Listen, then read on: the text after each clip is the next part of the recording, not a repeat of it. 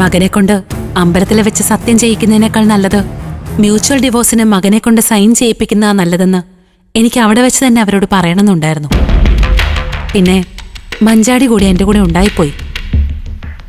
കൂടുതലൊന്നും പറയാതിരുന്നത് നന്നായാനോ. അമ്പലത്തിൽ വെച്ച് നീയും അങ്ങനെ പറഞ്ഞ ആ സ്ത്രീയും നീയും തമ്മിൽ പിന്നെന്താ വ്യത്യാസം?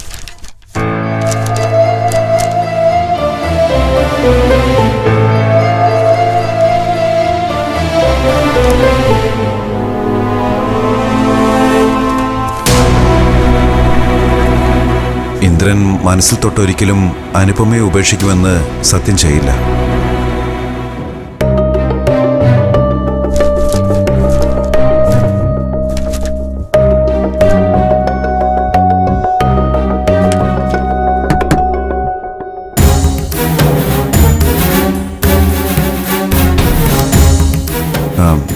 അനുപമയും മകനും ഇല്ലാതെ ഇന്ദ്രന് ഒരിക്കലും ജീവിക്കാൻ കഴിയില്ലെന്ന് ഹർഷ പറയുന്നേ.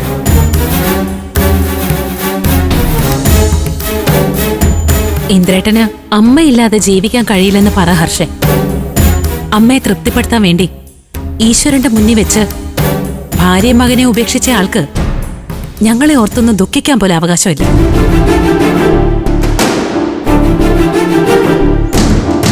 ഇനി അതുകൊണ്ട് ആ സ്ത്രീ ഹർഷയുടെ അടുത്ത് വന്ന ഒരു കാര്യം നീ പറയണം.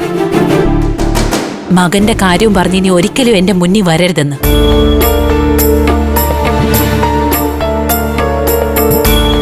ഹർഷ പറഞ്ഞിട്ടാണ് അവരെന്റെ അടുത്ത് വന്നേന്നൊന്നും അല്ല ഞാൻ പറഞ്ഞത്.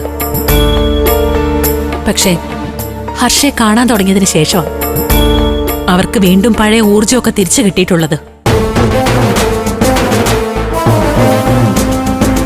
ബുദ്ധിക്കും വാക്കിനും നല്ല മൂർച്ചയുണ്ട്. നിങ്ങൾ രണ്ടുപേരും ചേർന്ന ഒരു സംഭവമാണെന്നൊക്കെ എനിക്കറിയാം.